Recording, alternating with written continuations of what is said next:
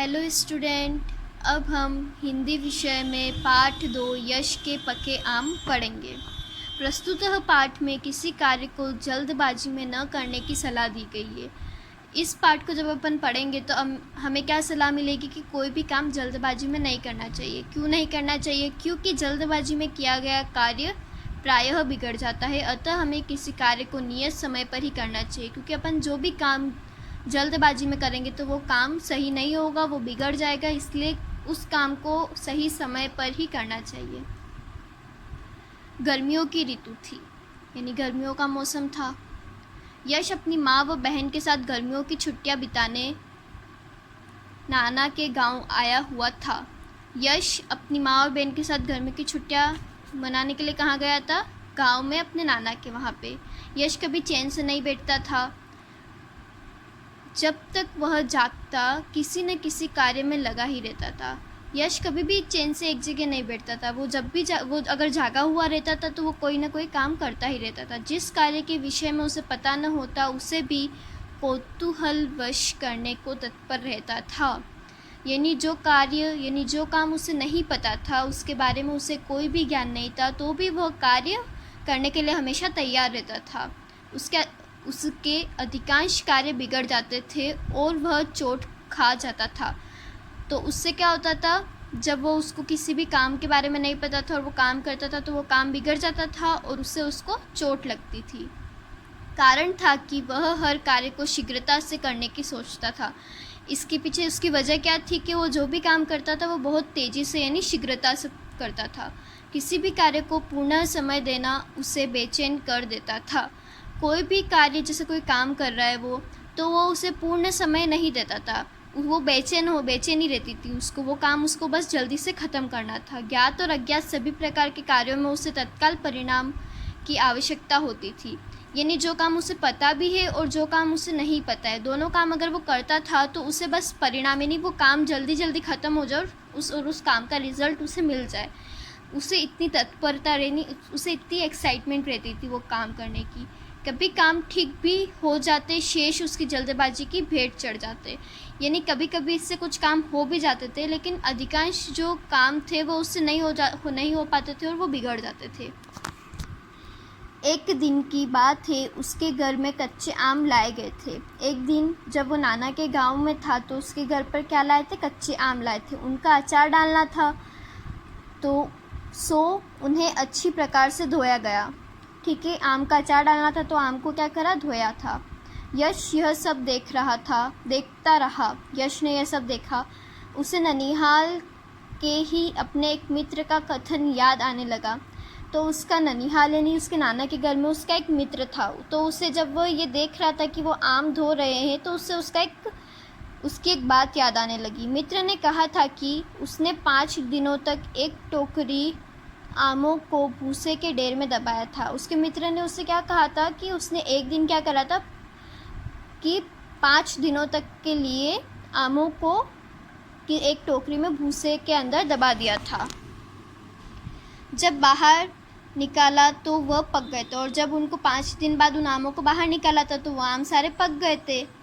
सबने उन्हें खाया और सबने वो आम खाए पके हुए। वे बहुत ही मीठे आम थे और वो बहुत मीठे आम थे।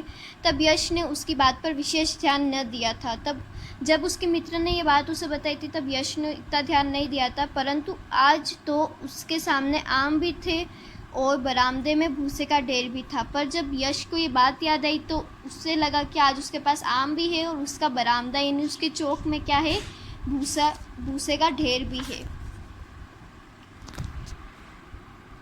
उसकी माँ आम धोकर चारपाई पर रख रही थी। यानी यश की माँ ने क्या करा था, जो आम अचार डालने के लिए लाए थे कच्चे आम, उनको धोकर वो चारपाई पर रख रही थी। उसने उनमें से कुछ आम लेकर भूसे के ढेर में दबाने का विचार किया। तो उसने उस टाइम क्या सोचा, उस समय, कि वो जो आम उसकी माँ चारपाई पर सुखा रही है वो उनमें से कुछ आम लेकर उस भूसे में दबा देगा। उसने इधर उधर देखा, उसने अपने आसपास देखा, सब जगह। एक छोटी टोकरी पर उसकी दृष्टि गई।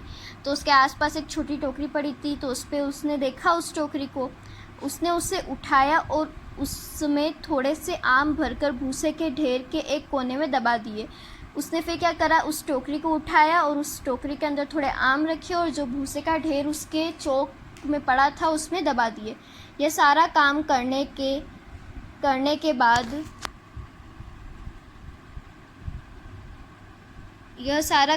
के बाद उसे केवल 5 दिन की प्रतीक्षा करनी थी, जो आमों के पकने का समय उसके मित्र ने बताया था। ये सब काम उसने कर दिया, आम को भूसे के ढेर में दबा दिया। तो उसे ये काम करने के बाद क्या करना था, 5 दिन की प्रतीक्षा करनी थी। क्यों करनी थी? क्योंकि उसके दोस्त ने उसे बोला था कि 5 दिन में वो कच्चे आम पक जाते हैं। अभी 3 दिन ही व्यतीत हुए थे, 3 दिन बीत चुके थे। उसने सुबह के समय आम निकाल कर देखे। सुबह उसने क्या करा, भूसे के ढेर में से आम निकाल कर देखे। आम देखकर उसका मन उदास हो गया। जब उसने उन आमों को देखा तो उसका मन उदास हो गया। क्यों उदास हो गया? उनके रंग में कोई अंतर आना प्रारंभ न हुआ था। उन आम के रंग में कोई भी अंतर नहीं आया। उसे पता था कि आम के पकने पर उसके रंग में परिवर्तन आने लगता है, कुछ पीला और कुछ लाल सा। उसे पता था कि जब आम पकने लगते हैं तो उन आम का जो रंग होता है उसमें डिफरेंट यानी अलग हो जाता है। कहीं तो पीला हो जाएगा या कहीं रेड हो जाएगा यानी लाल हो जाएगा। अनमना होकर उसने फिर से आमों को वहीं दबा दिया। अनमना यानी उदास होकर उसने क्या करा, उन आमों को फिर वहीं यानी जो भूसे के ढेर में उसने पहले दबाए थे उसने वहीं दबा दिया। सोचने लगा अभी 2 दिन शेष है और उसने सोचा कि शायद 2 दिन अभी बाकी है, इसलिए वह आम नहीं पके। 2 दिन बाद उसने आम पुनः भूसे के ढेर से निकाले। 2 दिन बाद उसने फिर आम को देखा उस भूसे के ढेर में से निकाल के। वह फिर उदास हो गया। आमों का रंग अभी भी हरा था, आम अभी भी हरे थे। वह जान गया था कि आम अभी कच्चे ही हैं। तो आम के रंग को देखकर वह जान गया कि आम कच्चे हैं। पक जाते तो उनका रंग केसरिया न होने लगता। अगर वो आम पक जाते तो उनका रंग केसरिया हो जाता। उसने सोचा 1 दिन और प्रतीक्षा कर लूँ। तो उसने 1 दिन और प्रतीक्षा करने का सोचा। कल आमों को फिर से भूसे के ढेर में नहीं दबाऊंगा। उसने सिर्फ 1 दिन का प्रतीक्षा करने का सोचा और फिर सोचा कि कल अगर नहीं पके तो वो वापस इन आम को भूसे के ढेर में नहीं दबाएगा।